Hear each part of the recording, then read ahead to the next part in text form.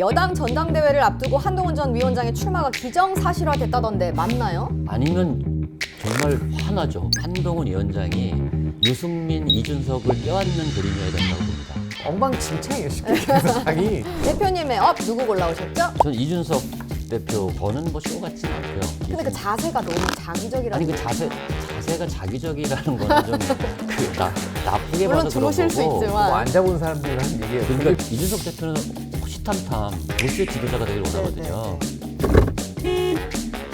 이편의 편 없는 신개념 시사 토크쇼 중립기어 받고 살펴봅니다. 안녕하세요. 중립기어 장하예안입니다. 갈피 못 잡는 정치권에 던지는 프리미엄 고품격 정치 참견. 오늘의 참견러 유승찬 정치 컨설턴트 강병석 동아일보 기자 나오셨습니다. 어서 오세요. 안녕하세요. 숫자로 보는 민심 여론조사 확인해보는 시간입니다. 대통령 국정수행평가부터 보겠습니다. 2주 전 갤럽 조사에서 윤 대통령 국정수행 긍정평가가 21%로 역대 최저치를 찍었었는데요. 지난 11일부터 13일까지 조사한 최근 결과에서는 긍정평가가 5%포인트 오른 26%로 집계됐습니다.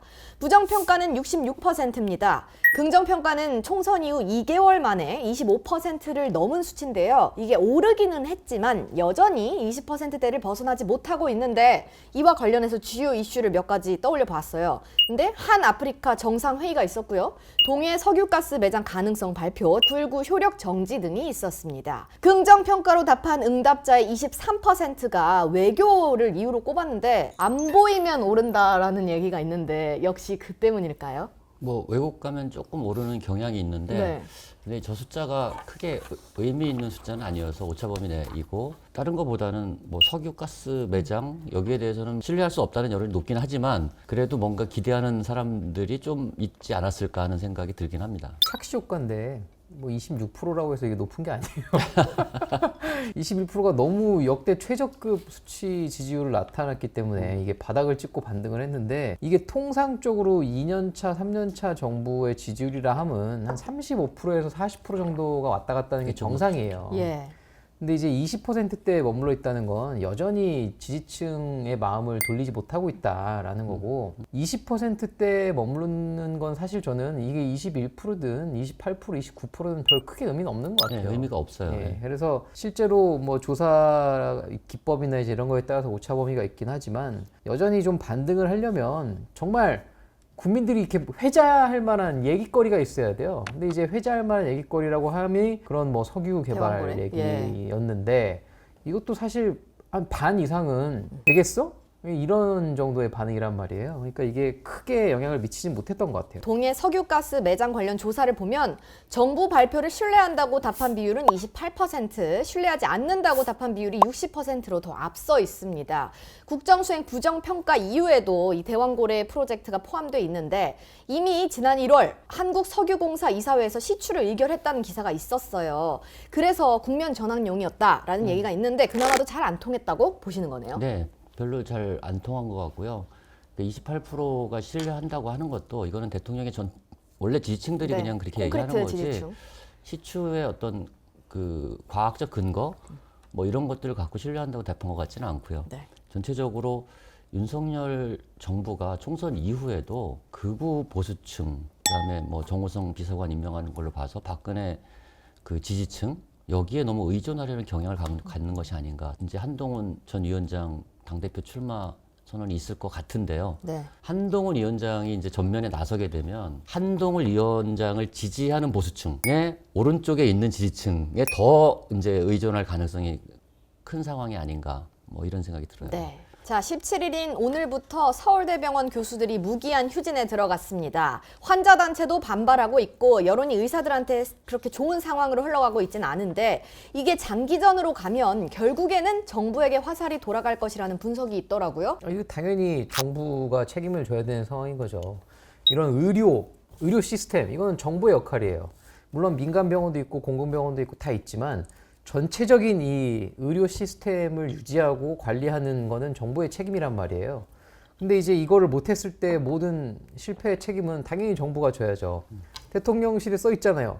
Buck stops here. 당연히 책임을 져야 될 거 아니에요. 근데 이제 와서 만약에 그런 책임을 의사단체에게 돌린다거나 하는 건 굉장히 무책임한 거죠. 뭐 어쨌든 의사들도 참 저는 너무 심하다 이런 생각은 들어요. 그러니까 어쨌든 국민들의 건강권을 볼모로 해서, 그러니까 얼마 전에 그 신촌 로타리 우리 사무실 앞에서 우리 그 같이 일하는 분이 그 오토바이하고 사고 승용차고 나셨어요? 교통사고, 네. 그러니까 이 오토바이 타신 분이 공중에 등 떴다 떨어질 정도의 네. 사고가 났는데, 그래서 119에 이제 신고를 하고 있는데 신고한 사람한테 문자가 온대요. 병원이 없대요. 이 환자를 받아줄. 그러니까 지금 이제 그냥 그런 상황인 거예요. 그러니까 중증 환자뿐만 아니라 이렇게 교통사고를 나도 갈 병원이 없는 응급 상황. 환자가 갈. 이 상황은 정말 심각한 네. 상황이죠. 거기 근처에 세브란스도 네. 있잖아요. 세브란스도 지금 이제 무기한 휴진 네. 거기도 들어갔죠. 무기한 휴진 들어갔고 이미 진료 체계 자체가 무너져 있기 때문에 이제 그런 문제들이 지금 아무튼 더 일상 속으로 더 들어온 거예요. 그러니까 이제 아프신 분들이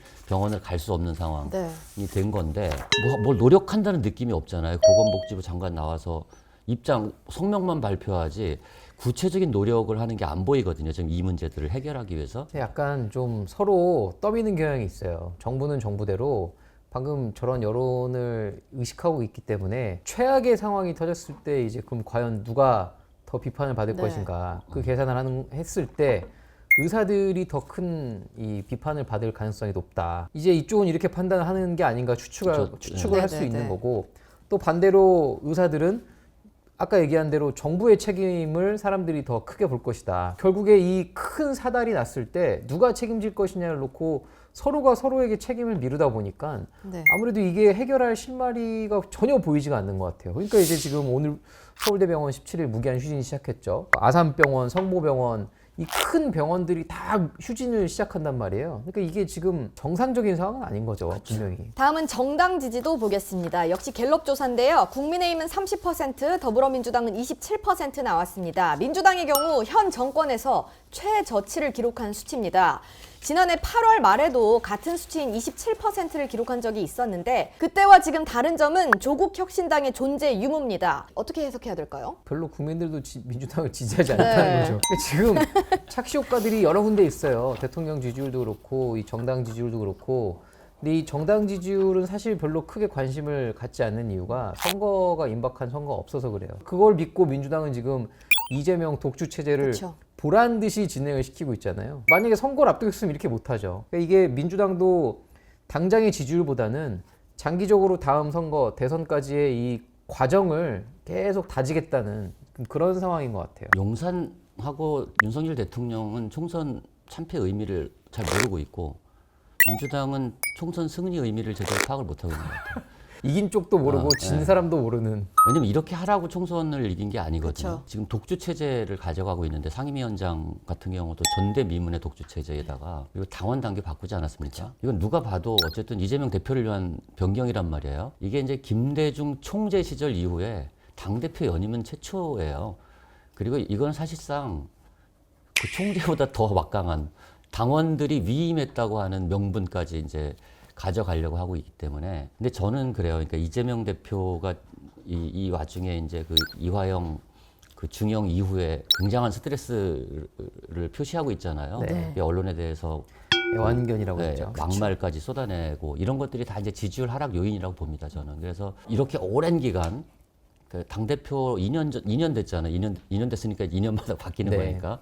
그러면 대통령 선거까지는 굉장히 오랜 시간이 남았잖아요. 3년 남았. 이렇게 오랜 시간 독주해서 성공한 예가 있나 대한민국에. 그렇죠. 쉽지 않아요. 이건 쉽지 않다고 봅니다. 네. 저는 우리가 이제 반면교사로 삼을 것은 이제 그 한나라당의 이회창 그 총재가 이제 2번 대통령 선거에서 떨어졌잖아요. 네. 거기도 약간 되게 독주하는 느낌이 있었거든요. 밤의 대통령이었죠. 예, 예. 정부가 다 글로 모였어요. 여기도 지금 여의도 대통령이라고 하잖아요. 예. 그러니까 지금 용산 대통령, 여의도 대통령 이러는데 가령 이재명 대표가 다음에 대통령이 되기 위한 행보라고 보기에는 너무 전략적으로 옳지 않은 행보 아닌가. 오히려 네. 스스로 좀 내려놓을 줄도 알고 그 공백에서 뭔가 더 확장하고 중도 확장은 그렇게 일어나잖아요. 여기 용산하고 지금 민주당이 똑같이 그러고 있는 것 같아요. 이래도 우리를 지지할 테냐.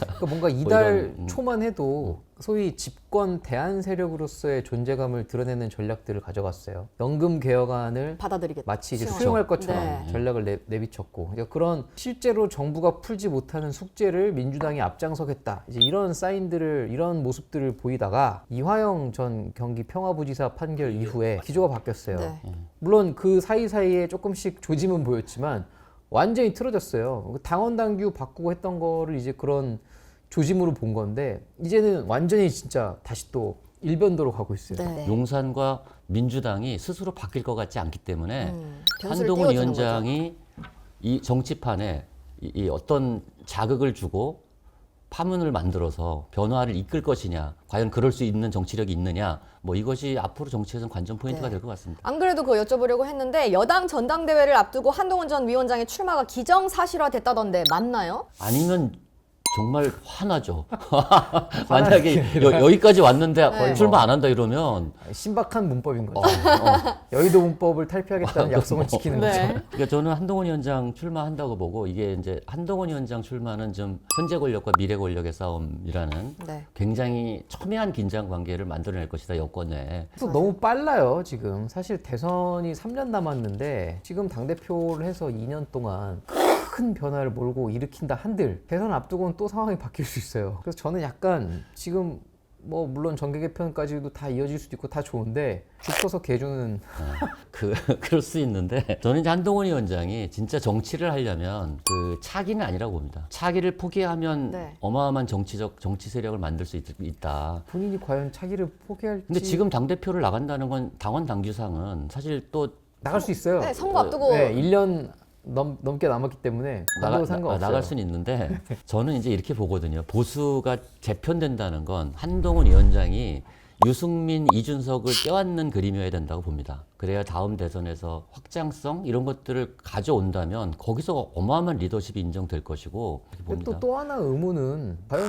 대통령에게 반기를 그렇게 대놓고 들 것이냐. 저는 또 그것도 너무 사람들이 그렇게 너무 그 방향으로 좀 몰고 가는 거 그래서 아닌가? 밥을 안 먹었잖아요. 그럼 왜 나오죠? 아니 아까 그럴 거면 내올 이유가 없는데 근데 저는 왜 그러냐면 그건 한동훈 위원장의 뜻이 아니라 용산의 뜻인 것 같아요. 어떤 한동훈과 같이 갈 수 없다. 전략적으로 뭔가 자신의 전략을 따로 세워야 되는데 과연 네. 그럴 만한 정치력 혹은 그럴 만한 참모들이 주변에 있을 것인지는 잘 모르겠어요. 저는. 근데 지금 문제가 저희가 이제 제가 오세훈 서울시장도 인터뷰를 최근에 했는데 이 총선 백서 있잖아요. 이거 결국에 안 냈잖아요. 전당대회 이후에 내기로 했단 네네네. 말이에요.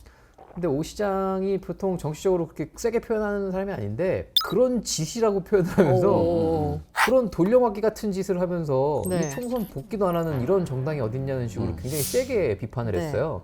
근데 오세훈 시장 입장에서는 지금 이제 뭐 각을 세워야겠죠. 아니 전체적으로 사실 이 가랑비 옷 젖는다고 대선 지지율이 너무 안 나오고 있어요. 지금 오세훈 시장 같은 경우. 근데 저는 그 얘기도 했어요. 이게 대선 지지율이라는 게 아무 의미가 없다. 원래 예전에 2014년, 15년 그때 김무성 전 대표도 당대표 시절에 25%가 나왔어요. 지지율이. 대선이라는 거는 그 임박한 시기에 준비된 후보, 그다음에 국민적 여론 이 모든 것들이 이제 다 이 조화를 이뤄야지만 가능한 선거인데 맞는 얘기인데 당사자는 불안하거든요. 그러니까요. 그래서 그쵸. 제가 당선 그리고 주변이 가만히 안 있어요. 굳이 좀 이거를 이렇게 불안해할 거 없이 서울시장으로서 그냥 정책만 잘 하시라. 그게 쌓이고 쌓여야 나중에 국민들에게 이제 보여줄 수 있는 게 된다. 근데 또 수긍을 하는 듯한 오세훈 캠프로 가십시오. 저는 기자입니다.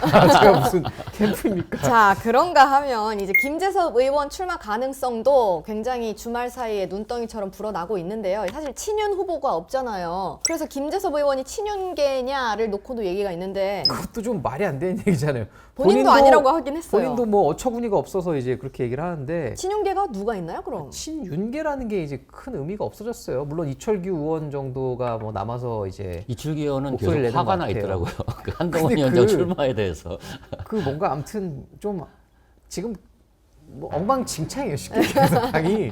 앞으로 전대가 어떻게 흘러갈지도 저희가 전망을 해보도록 하고요. 이제 한 주 동안 누가 잘했나 평가해보는 업앤다운 코너입니다. 두 분의 업다운 보겠습니다. 대표님의 업 누구 골라오셨죠? 저는 이준석 대표 골라왔습니다. 지하철 떡실신 사진. 네, 정치가 하도 이제 고를 업이 없기 때문에